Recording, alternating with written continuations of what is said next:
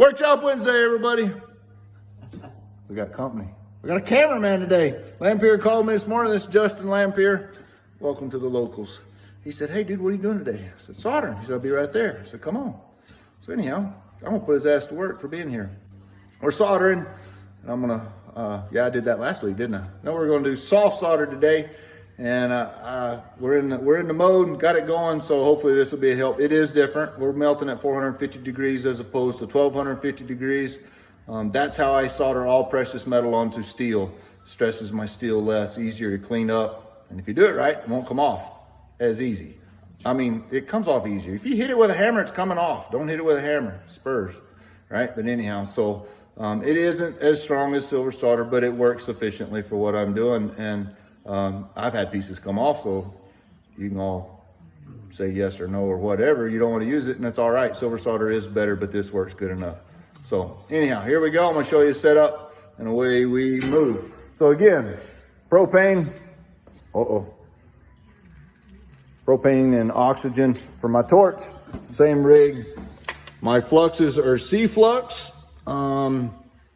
This is what I use initially. And so you can see here, like this piece right here has it painted on it.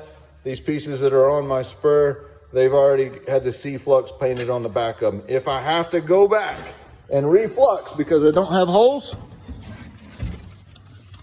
I will use this. That's Stay Clean by Harris. I get it at the welding shop. It's a liquid. Not great to breathe and kind of corrosive. C-Flux is easier to use, but I will use some of it, and I have it in this little dropper right here that I can just drop on top of it. I'm going to show y'all a cute trick here. So what I've done is I got this look at there. You burn the cord in the torch if you're not paying attention. I got this 1902 soldering iron in a deal one time, and I've been using it ever since. It works great, but Weller makes a really good one. Okay, Justin, you're now a cameraman. It's going to be cool. Oh yeah, I'm burning again. So when I'm wanting to tin the back of this stuff with the solder, this is heated up. Put your solder on right here, and then I'll use my little poker and hold it and just paint it on. You see this little piece right here, this filigree, that's some little bitty holes in there. Well, this is a way for me to get my solder all around it. And have I filled in some holes? I have. Justin a while ago said, dude, you filled the holes in. Now how do you do? Well, I'll show you. We're going to solder it on here in a second. And those little holes, hopefully, will empty out. If they don't, well, we'll have to worry about that later. And there's several different things we can do. But soldering iron to tin the back of my silver. Now, so the solder I'm using, the big stuff is the Bridget lead free. It's by Harris as well. This will be the last spool of that I use, but I'm a little frugal, so I got a lot of solder left and I'll use it. Works great. And I've showed y'all all this before. This is from the SRA soldering products. You can see the number right here, 96SN4AG. I think that's 9610 4% silver. All this is going to flow around 450 degrees. Away we go. Now you look at my setup here. I got our cute little clamps that who was it, old Ryan? No, it was Travis Finley's the one that showed me how to make these things. But it works really good, and I got my stuff clamped on. I got it all clamped on. Sometimes I do that. Sometimes I just do one piece at a time, but it is efficient to have all this stuff clamped on. So here we go. Y'all watch the pattern of the torch, and again, we want the temperature to rise evenly and consistently. It's not going to take near as much heat with this as it did the silver solder last week. But I got a lot thicker piece of metal too, right? We were just doing a little piece of silver last week. So here we go. My flux is going to tell me what we're seeing, what my heat is doing. So y'all see it start to bubble. It's going to change colors here in a minute. And when it starts to get brown, it's hot. Now I think I already started to melt. Yep, it's already melting.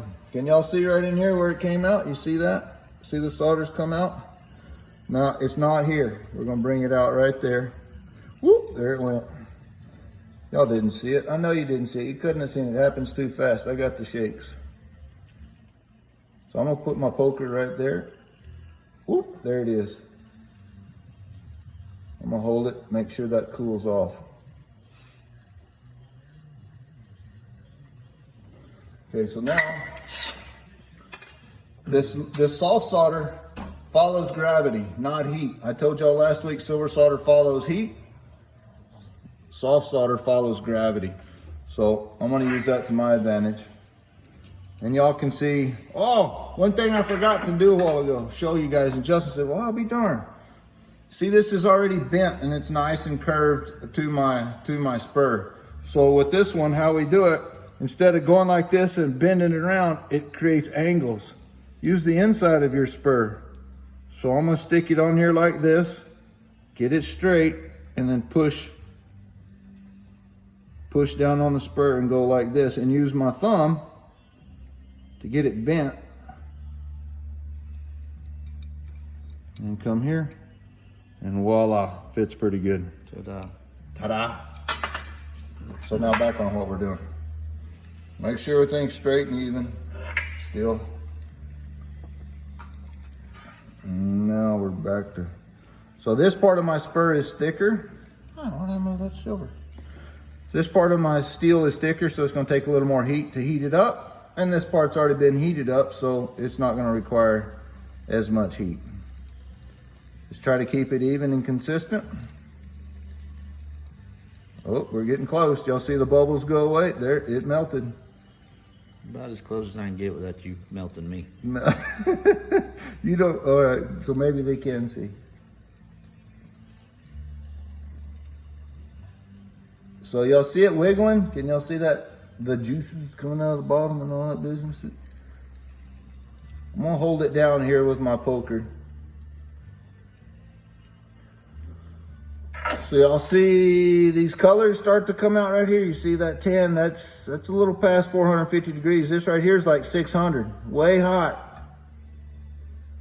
And it doesn't need to be any hotter than that, I promise. I hadn't messed anything up, but that's plenty hot for what we're doing. And I got some gap up here. I can see that my solder's not, y'all see the flux coming in and out from the bottom.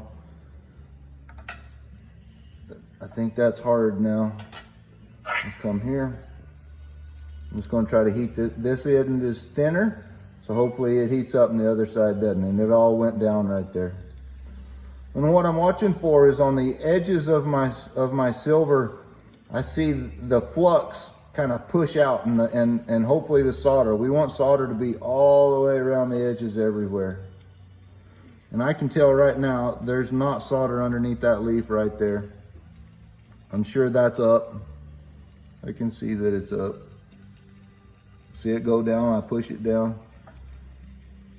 I'm gonna come back and fix all that in a second, but we're gonna cool that off. I'm gonna take this piece off. I don't need it right now because I'm gonna cool things off. Right here, Dawn dish soap and water. I don't really want to shock my solder. I don't want to, I let it get hard before I start squirting it. But the spray bottle doesn't put too much on there and it bubbles up, and it actually does a really good job of cleaning it. And the dish soap prevents it from rusting, I think. I don't guess we live in the desert, do we? Close, but there is some humidity, but things don't rust too bad here. Okay, cooled it off. I'm gonna leave this clamp on right here because it's possible that heats up and pops up.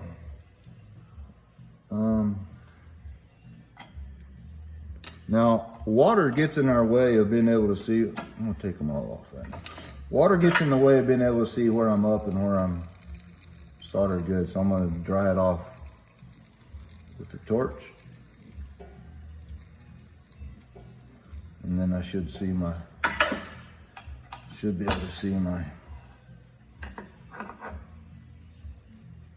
all right, so I'm inspecting. I got an area right here that's up. everything's good and I see a little shiny solder coming out from the bottom all around here, but right there, there's a gap. There's a gap right here. Little gap right there. Oh, big gap here. Look at all that. All that's a gap down. Now this is good. Can you see that in the camera? Mm-hmm. Yeah, see it's all contacted good there, but it's up there. Rubber hammer. Gentle. Don't put any brave marks in anything.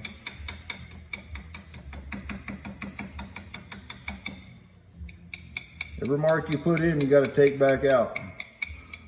That's not a positive. And the better it fits to begin with, the better it'll be.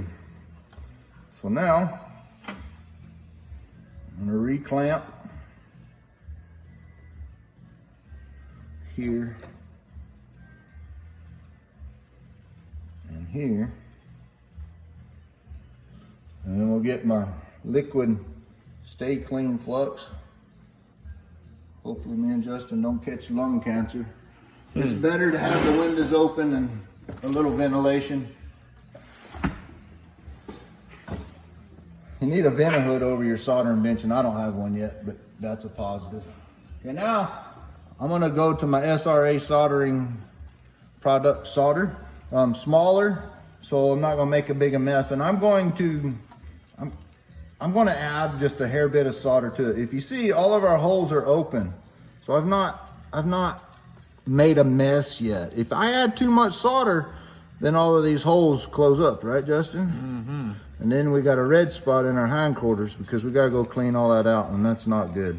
Sometimes the easiest thing, if you were to put too much solder and that sucker's just all one big piece of solder, take it off, go buff it off, go buff all your solder off, and then put it back on, and don't add more solder to it until after you get it on there and see whether you need it. But that's a good way to clean it up, rather than sitting there and cutting all that crap out after it's on there. Just take your silver off, start over, it'll be quicker.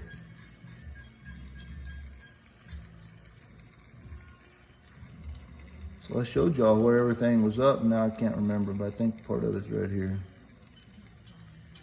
So this little small welding tip, which I think this is an aught on my torch, makes a real small flame, so I can actually, oh, y'all see it doesn't take long.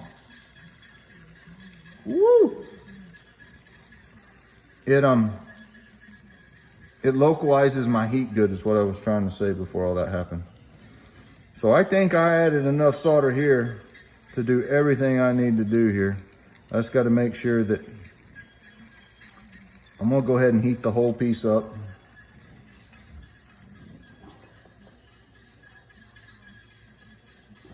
I haven't made any floods, no holes are filled up, so that's positive. I see good shiny here. That seems to be good there. We'll scope out on the other side. Right now it looks good.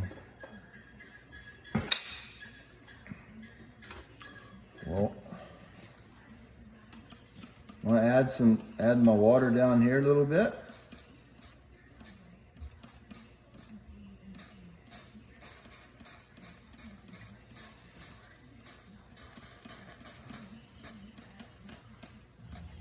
There we go.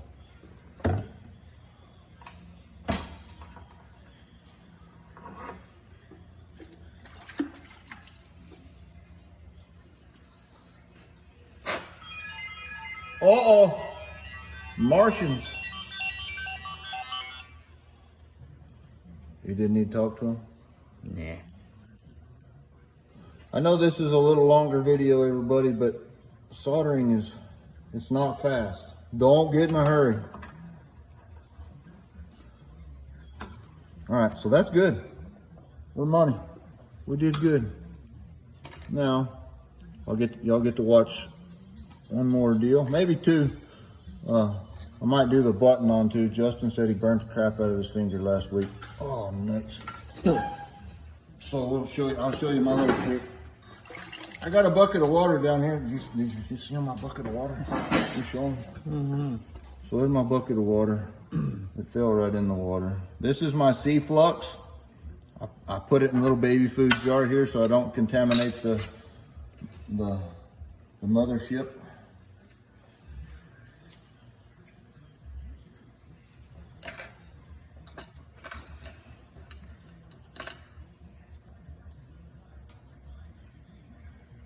Put your clamp on and then position things up the way you want it. Like so. 1/2 inch thick here. We're only 1/8 of an inch thick here, so this is going to take longer to heat up. So I'm going to concentrate my heat back here. Get things rocking and rolling. And now if I heat the crap out of this piece right here, it's not going to touch that piece. So kind of need to come here on the bottom as so. You can heat on the side. Sometimes I'll solder things that I have silver on both sides. Well, how do you do that? Heat from the edge right here.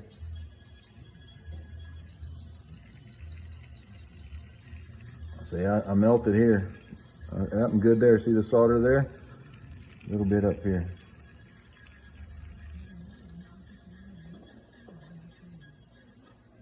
Got some buffing compound burning off. And that's one thing, guys. My Spurs were clean, but buffing compound can be a hindrance. So you might want to wash your Spurs before you solder. You certainly don't want any oil on there.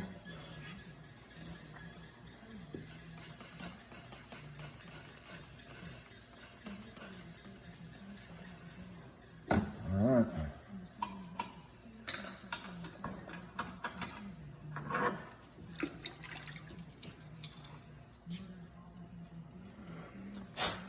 Now, you can see that my solder comes out just a little bit there. I had rather it be like that than not come out far enough. I'll come back with a flat graver and make that square and clean, and then with little rubber wheels, come back and clean it all up. And y'all all think I can solder like a son of a gun. I can just clean up like a son of a gun. Now this deal here, luckily, I've done a pretty dang clean job. I've not got too much solder. And uh-oh, you see that little hole right there? That little gap, that needs to be fixed. But I've done a good clean job, not created too much solder, so it's not too messy. That's a positive. I'll fix that here in a minute, off screen, in case I need to pitch a temper tantrum. I'll show you all this so the video doesn't go much longer. So I'm going to use one of these clamps to hold my button. Oh, it was supposed to. Hold my button where it's like that. And I'm going to heat it up and I'm going to solder it on. Oh, looky there, it ain't working. Get that stuff out of the way so we don't melt anything.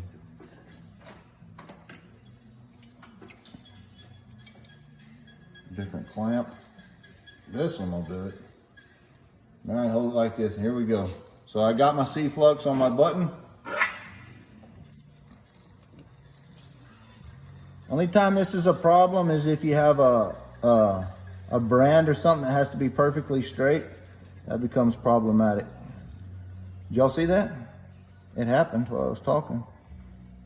Now I'm just waiting for it to cool off. You can see it wiggling and jiggling, showing how shaky I am. There it is. It went gray.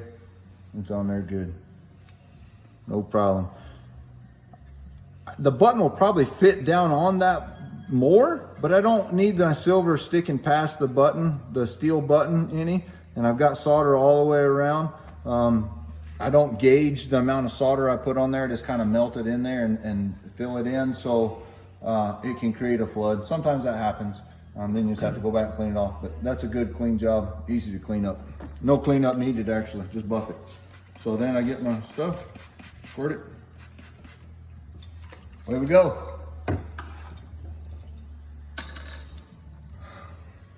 Now ready for buffing, and next thing I'll do is go back and clean up my solder around the edges, buff it off, and engrave it. So what if you do leave one little hole in there somewhere? So now if I leave a little hole here, like this one right here, what I'll do. Is that terrible? If you leave it, don't you fix it? Yes. Has it happened? Yes, it happens. Sometimes under the microscope you find some things that's like, oh, nuts. It's best to fix it if at all possible, because what happens is it's probably not that big a deal on this, but if I get a little hole in one of these plates here, then the water and moisture and the poop and the dirt from the day gets in there, it corrodes and it pops off, and everybody says your soft solder sucks, it'll all pop off. Guess what? Happens on hard solder too. If you don't have a good tight seal all the way around your deal, it'll come off. So, and this, being as the silver is so dainty and so small, it's fragile at its best. So I need it on there. I need it on there as good as possible, so that it is strong. It's probably not going to corrode off. It could. Here's another thing. So we just want to add just a little bit of solder, just like with our silver solder deal. We can clip just a hair bit of this off. And pinch just a little off. And I'm gonna put that where I want it, which that's a miles enough solder there.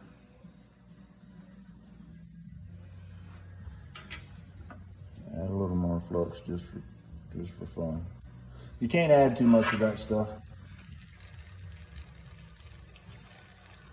Wow! Come back, James. You want to add this solder in places that you can get to with your little rubber wheels too. Come back and clean up. If I was to add it in one of these little corners, makes it really tough.